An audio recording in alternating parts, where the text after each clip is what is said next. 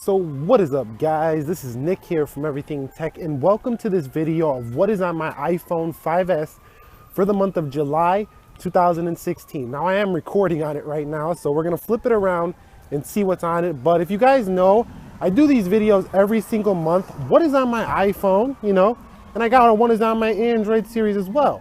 So if you guys want to check out what is on my iPhone, what's on my Android, check out those playlists. And the reason I do them is because why not share all these awesome applications that we discover on our devices?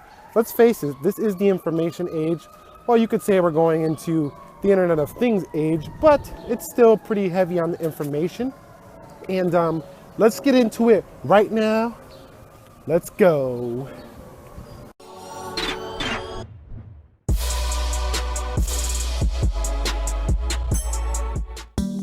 All right, guys, we are here at the desk, and here is the iPhone 5S, the device that many love on this channel, and I like myself. It is one of my devices, not the only device that I use, and not my main phone. But going over to the home screen, I want to talk about what I do have on this device. Maybe some of these applications can be useful to you, to use yourself. So I do have, on the lock screen, let me close this notification. I forgot to do that real quickly here, but I don't know why I have the YouTube notifications enabled, maybe to reply to you guys. But let's go here, and on the lock screen you're gonna see Mac Sierra wallpapers here. And basically Mac Sierra is the the Mac operating system that was announced at WWDC 2016 for Apple. And if we do go in, I do have the iOS 10 beta wallpaper. Now, who knows if this is going to make the official release, but it's a pretty nice wallpaper nonetheless. So going over to my home screen of the device, you're going to find yourself a calendar, clock, calculator, weather, settings, YouTube, home security, App Store. And that's not really, too big of a deal. Those are basically basic apps, quick access apps I need to get to on the daily basis. So going to the bottom of the device, I do have other applications that I do have to get to on a daily basis, and I like to keep these here because these are some of my most used applications. Safari for quick Google searches, Spotify for quick music to jam out, to turn up, whatever you want to call it, Google Keep for when I get a quick idea. Say I get the iPhone video idea, I got to do a Google Keep, or say I get an Android video idea. What's on my Android will be coming later this month as well. LG G4 is being fixed right now, so when I get that back, I'll talk about what I have on my phone there. Going to my camera, that is camera. We don't need to talk much about camera. But let's go into my second page, and this is where it gets really complex. So I have all of these applications, and they are all organized. And yes, guys, this is a 16 gigabyte iPhone. If you guys want to see, for all the people who aren't on the channel that frequently, check this out. I have 1 gig remaining. Don't worry about that. I will clean it up, and I will definitely have some more space. Probably after this video, I'll clean it up.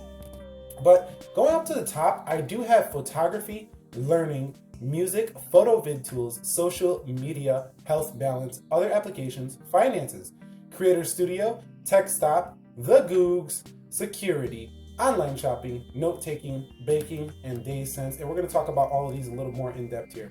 So let's go up to the top, and you can see on photography, I do like to keep, the Apple photos, because obviously that's where your photos go right after you take pictures. And I do take lots of pictures. And keep Google Photos because that's where I send them. Google gives you unlimited cloud storage on their application, so I send them there. Let me come out of here and let me go to the next one. So in learning, I do keep Primer, Udemy, Kindle, and Primer is basically an application where you can learn some internet marketing stuff, so quick tips and things of that nature. Now, if you work from home or you work online, it's essential to know, some marketing things so you can be seen on the internet. I mean, the internet is a huge place, and if you want people to see you, you got to learn some stuff like that, or you're just kidding yourself. Going to Udemy, basically online classes where you can take courses that wouldn't have been even imaginable years ago in colleges. Now you can take them right here on your phone. Kindle, we all know what that is. It's on every phone pretty much. A lot of Android phones come with that out of the box. In my music folder, I keep Google Play Music and PGL. Now this is a free downloading application. I don't really download too much free music, but I use Spotify mostly, but I had that there for some, people make those songs. They're not actually the real songs. Actually, people, mix those songs. So it's not like you're taking songs that were you should be buying. So going to photo and vid tools, you see we got Lightroom here, Photoshop Express, and iTalk. So iTalk is for when I'm recording iPhone, audio. So if I'm using phones that I don't record audio with, like I use the ZTE Z Max 2 most of the time, and it's actually recording the audio right now. You can see for this video, and it's probably making a little hiss noise because I'm moving it around.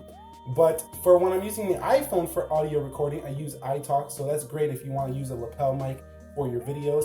Photoshop Express is a great application to take quick photos on your iPhone and edit them really quickly.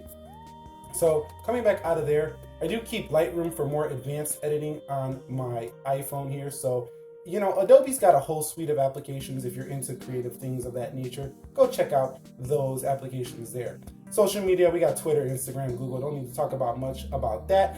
If you want to follow me on those, links down below in the description. Have at it, and I will be chatting with you up on those as well. Going over to health and balance, I do keep Headspace for meditation. It's like a 10-minute meditation. It's nothing too wacky, no hour and a half, 2, 3 hour, 6 hour meditation. It's 10 minutes. If you don't got 10 minutes to meditate, then I don't know what time you have. So let's go to Think Up. Think Up is basically an application where you can say affirmations to yourself and basically tell it back to yourself. So you can say things like, this iPhone 5S is amazing, this iPhone 5S is amazing, or whatever you want to say. I do it for things like, I'm amazing, I'm amazing, I'm amazing. Just, to remind yourself and myself and yourself that you are and I am amazing. We're all amazing around these parts. Going to Sonata, this is a classical music. I like to listen to Mozart, Beethoven, and things of that nature. Believe it or not, it's not my main music, but it's something I do to relax. I do like rap music as well. So going over here into other apps, you're gonna see I do have Speed Test and Zillow. I like to look at real estate houses and things like that.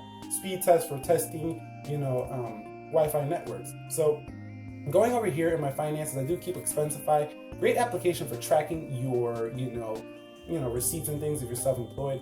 Going over here to Tax Me, this is for, adding up taxes. We do have some of the highest taxes in the nation in Chicago.